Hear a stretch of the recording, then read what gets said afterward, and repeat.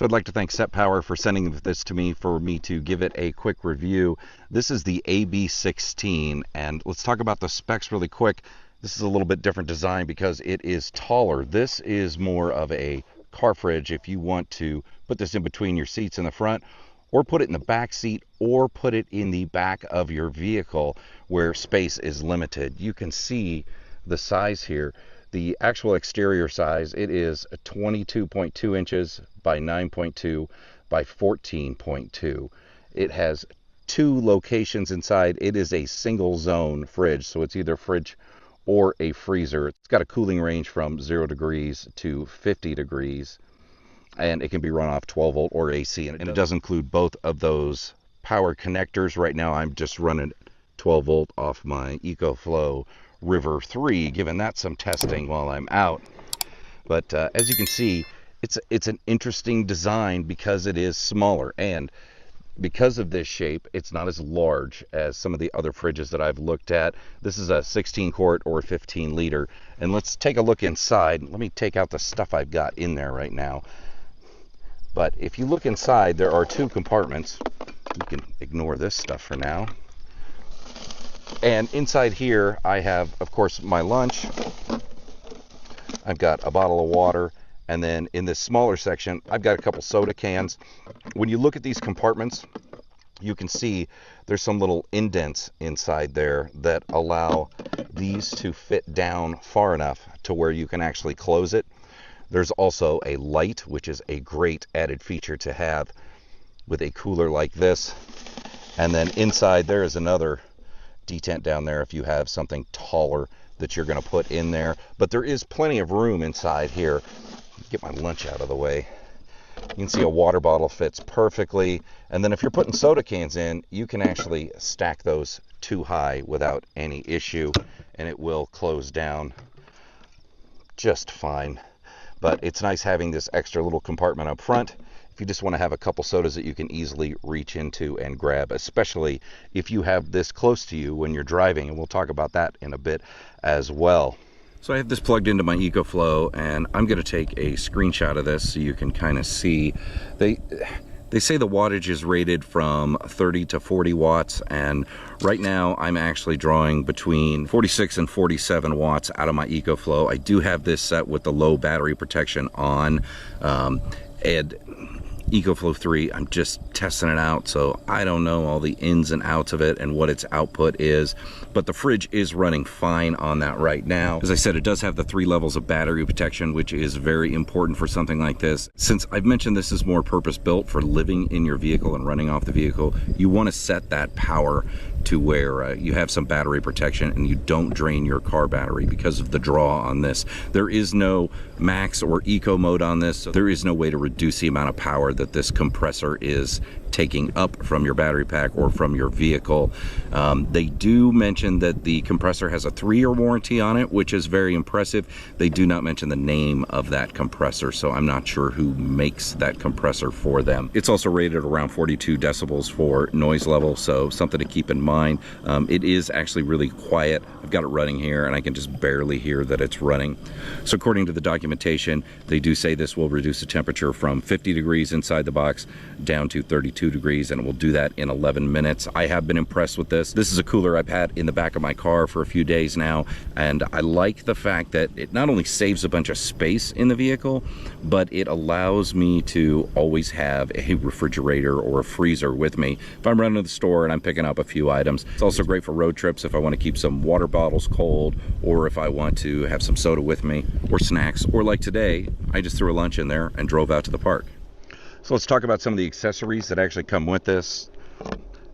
As I mentioned, it comes with both a AC and a DC power plug, and the DC power plug is probably about 6 feet long. Plenty of room to reach any outlet that you might have in your vehicle or wherever you're storing this, to wherever your power system is. It also comes with a shoulder strap, and this is an interesting thing. I had some questions about this. I watched some other videos on it, and people had some questions about this. So if you look at this fridge, you can see it's got these connection points here, which you would assume is for the strap, and it is. There are really no handles on this, but there are little indents here on the bottom. Let's see if I can get that. and those are on the front and the back, so you can pick it up with that, but those really aren't very good handles, which is why they include this strap. Now the problem with this strap is it's got these clips on it, and there's no way these clips will actually fit on there. And then along with the strap, they also give you this little shoulder pad, which once again, there's no way to get this on with these clips on there. So I reached out to SetPower and asked them, how do I use this strap? Because I've seen some other people talk about that, and then what are the clips for? And what they told me is the strap is designed to go through just with the webbing, and then the clips are on there if you want to clip something to the outside of the cooler, which I guess makes sense. I think that's a pretty good idea, because there's no easy handles on this. If I'm going to be using this where I'm taking out camping and carrying it out, I'm going to want to put the straps on. It's easy to do that. You just pull that off. I'm going to pull the clip off for now because I do not need the clip, and put the shoulder strap on. You just need to push the webbing through there, just like that. And then I need to put the clip back on. So you can just run the strap through like that, and then go ahead and secure it.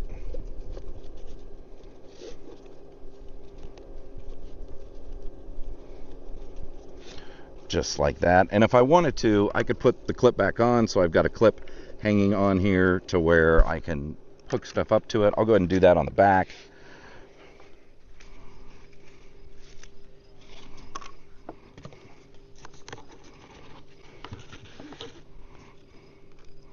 And I'll just go ahead and put both clips on the back so I don't lose them.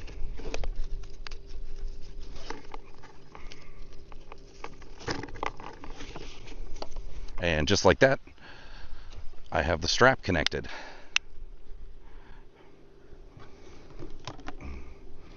And that makes it really easy just to pick up and to carry and to throw over your shoulder.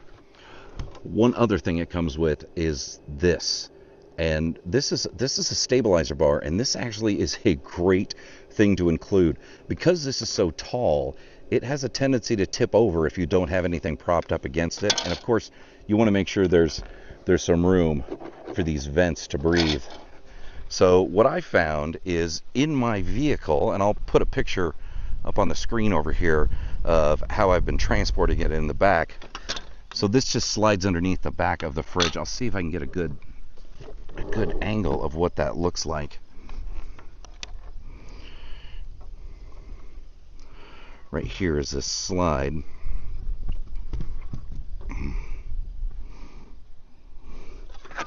And then you simply take this and slide it in, and you see there's these little lock points, and when you slide it in, it will stop in those locations, and you can easily just move it through to the next one and kind of push that through.